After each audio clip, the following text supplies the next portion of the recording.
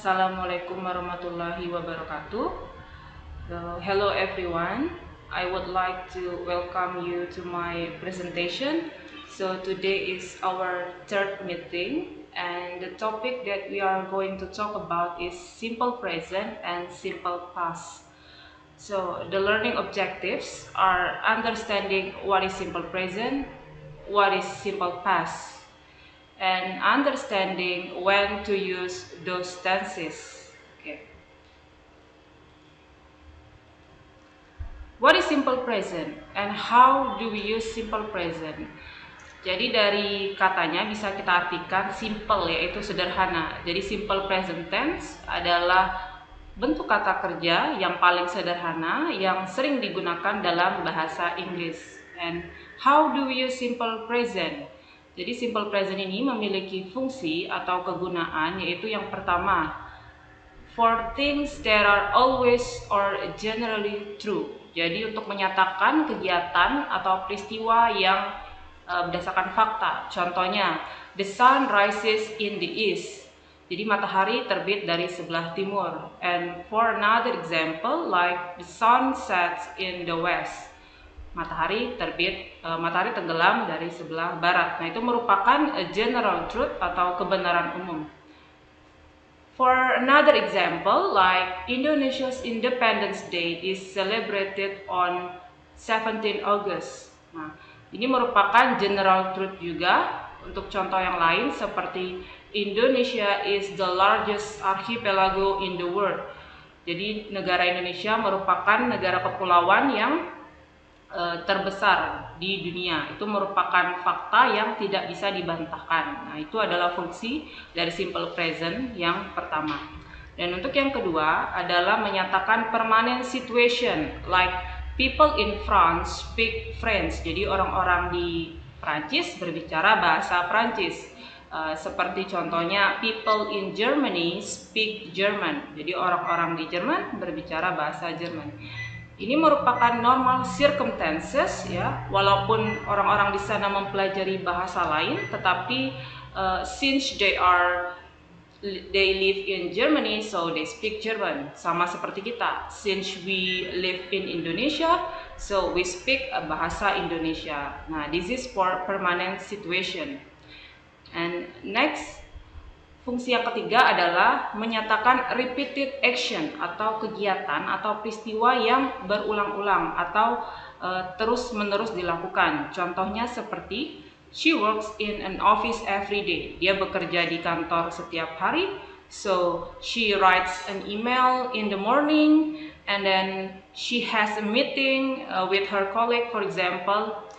Kemudian contoh yang selanjutnya, he always drink coffee. Dia selalu minum kopi. Jadi di sini melakukan kegiatan yang berulang-ulang. Jika dicermati untuk kedua contoh ini, kita bisa lihat ada penanda waktu di dalam simple present ini, yaitu everyday dan always. Selain ini, kita bisa menggunakan kata penanda waktu seperti frequently, in the morning, every night, twice a week, twice a month, never, seldom, rarely, sometimes, and so on. Masih banyak lagi. Nah, ini terkait dengan repeated action. Kita juga bisa mengatakan bahwa ini seperti daily activity, kegiatan sehari-hari. Jadi menggunakan simple present. Untuk fungsi yang kedua yaitu schedule activities. Nah, di sini adalah kegiatan yang terjadwal. Jadi apabila ada kegiatan atau peristiwa yang memiliki waktu mulai atau waktu berakhirnya itu sudah ditentukan. Nah, ini merupakan fungsi dari simple present tense. Contohnya bisa dilihat, the meeting starts at 10 o'clock dan juga the train departs from platform 2. Actually, this function has similarity with the previous one. Jadi sebenarnya untuk fungsi yang keempat ini hampir mirip dengan yang ketiga.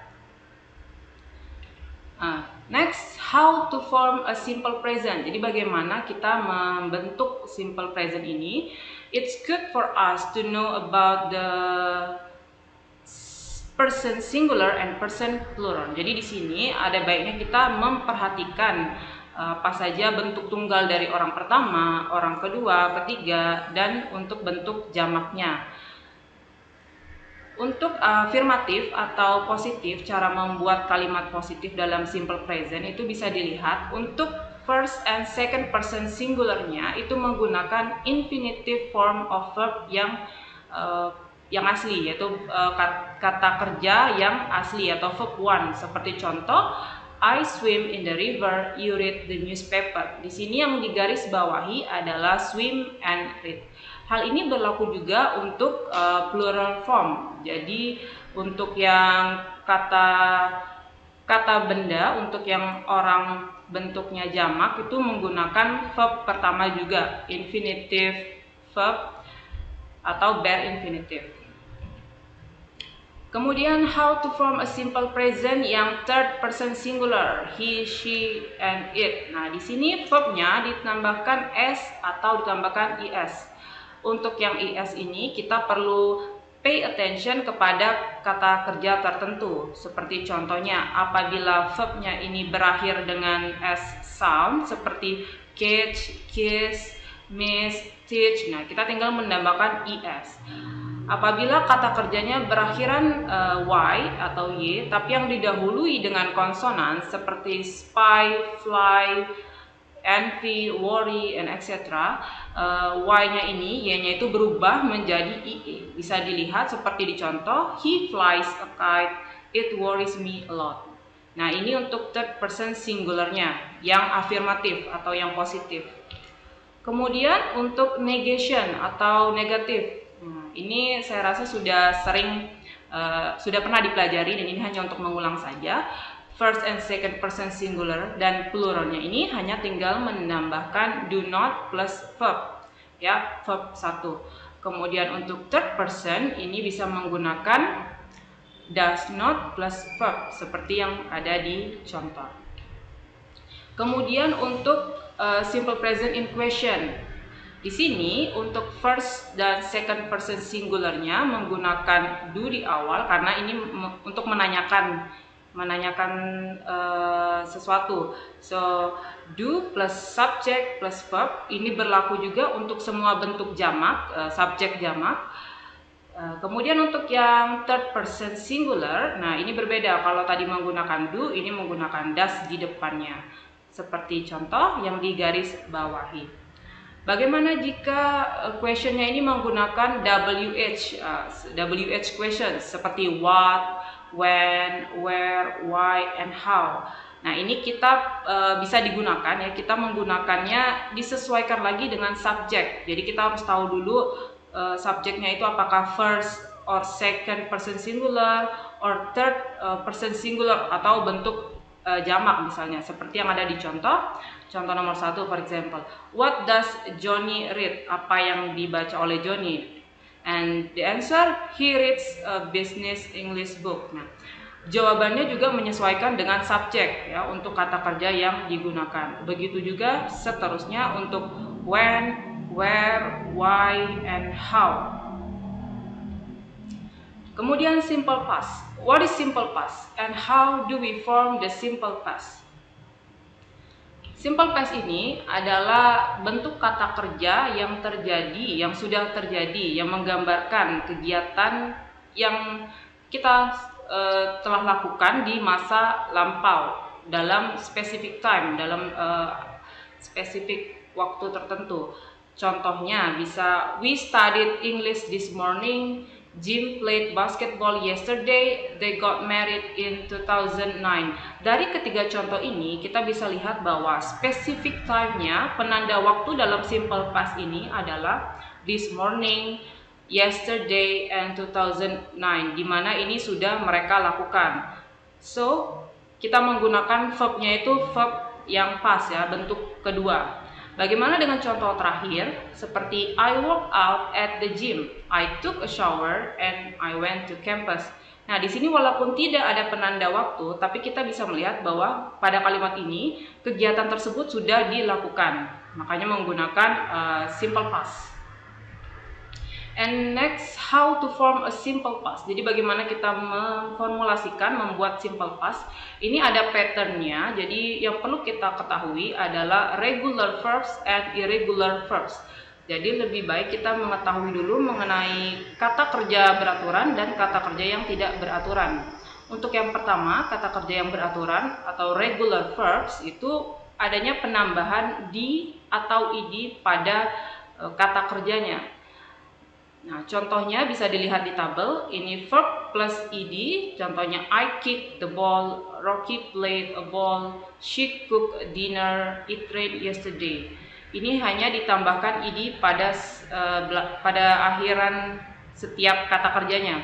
Nah, untuk verb plus d ini kita harus pay attention dengan akhiran verbnya.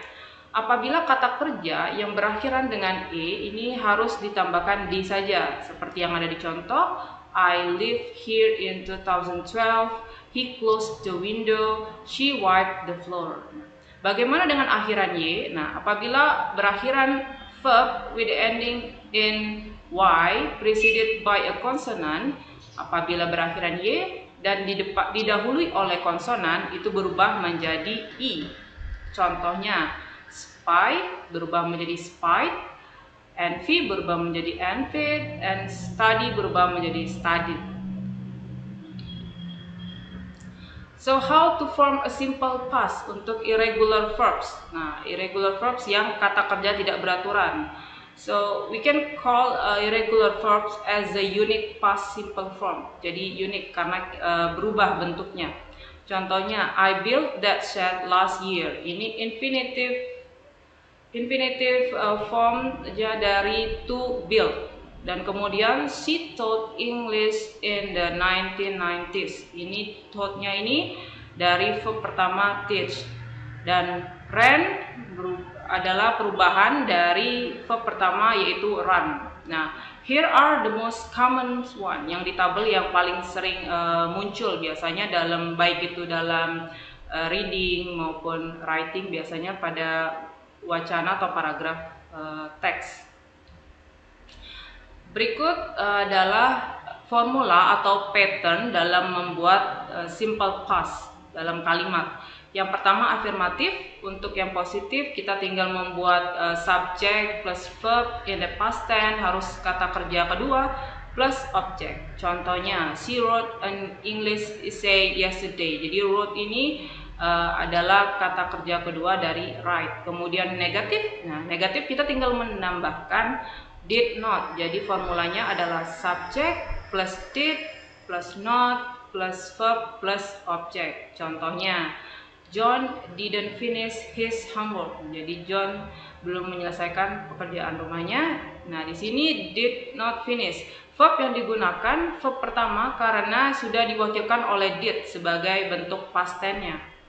Untuk interrogatif, did diletakkan setelah subject. Did plus subject plus verb plus object. So contohnya, did they work on the farm last year? Apakah mereka bekerja di kebun, di ladang tahun lalu? Nah, ini work yaitu verbnya kembali ke verb pertama, tetap kembali ke verb pertama karena past tense-nya sudah ditandai oleh did sebagai pernyataan kalau ini simple past.